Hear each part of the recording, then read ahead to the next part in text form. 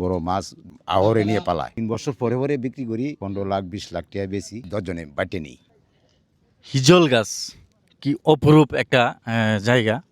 প্রিয় বন্ধুরা, আসলেই এই হিজল গাছের ইতিহাসটা কি?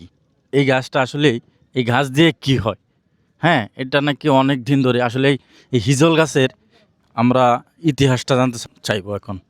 দেখি এখানে স্থানীয় যারা আছে তাদের কাছ থেকে আমরা, আর এটার এত সৌন্দর্য। আসসালামু আলাইকুম। আচ্ছা চাচা, জি, এই জায়গাটা তো একটু আপনার মুখে বলেন তো, এই জায়গাটার নাম কি? এই জায়গাটার নাম আকুলকলা, আকলকোলা, মোহনগঞ্জ। মোহনগঞ্জ। হ্যাঁ। আমরা তো এটা হিজল বন নামে চিনি। জি জি জি, এই গাছের নাম হলো হিজল। হিজল, হিজল গাছ এগুলো না? হিজল গাছ। হ্যাঁ, আচ্ছা, এই হিজল বনের এই ইতিহাসটা একটু বলবেন। এই আসলে ইতিহাসটা মানে এই যে গাছগুলো আছে, এই গাছগুলো আমরা বিক্রি করে দিই। এই জায়গা আমরা 10 জনের নামে আর কি এই জায়গাটা আমরা বিক্রি করি। এটা এই 3 বছর পরে পরে বিক্রি করি, এই 15 লাখ 20 লাখ টাকা বেশি বেচে আমরা ইয়ে করি।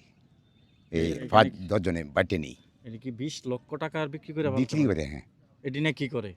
এই বড় নদীতে পালায়, কাটাতে পালায়, কাটা দেয়, বড় মাছ বড় আহরে নিয়ে পালায় ও, মাছের জন্য। হ্যাঁ? মাছের জন্য। প্রিয় বন্ধুরা, এই যে আমরা হিজল বনটা দেখতেছি, এটা মূলত এই এই গাছের যে আপনার ডালপালাগুলো আছে এটি তারা বিক্রি করে। বিক্রি করে আর এই যে জায়গাটা আছে, জমিটা আছে, এটা 10 জনের, 10 জনের। তাই না?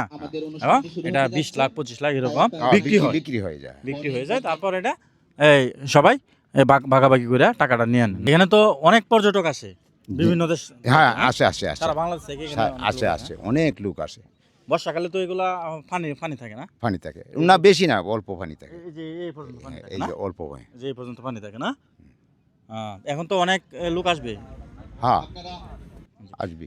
তো প্রিয় বন্ধুরা, আসলে আমরা যে এই মোহনগঞ্জ যে হিজল বন সবাই আসি জানি, হ্যাঁ, কিন্তু এই হিজল বনের ইতিহাসটা আসলেই চাচার কাছ থেকে শুনলাম। হ্যাঁ, এখানে আসলেই সবাই আসবেন, জায়গাটা অনেক সুন্দর, অনেক সুন্দর একটা জায়গা। সবাই এখানে আসবেন, আর স্থানীয় যে মানুষগুলো আছে তারাও আসলে খুব ভালো মানের মানুষ। আমরা ইচ্ছা আছি এদিকে কল দেওয়ার, এই লেফটি দেওয়ার ইয়ে আছি, মানে আমরা তো একটু দুর্বলতা অনেক গেছে আর কি। ইনশাল্লাহ হবে, ইনশাল্লাহ এক সময় হয়ে যাবে, সবকিছু হয়ে যাবে। আচ্ছা চাচা, ভালো থাকবেন। হ্যাঁ, জি, জি। সকলেই ভালো থাকবেন। আসসালামু আলাইকুম।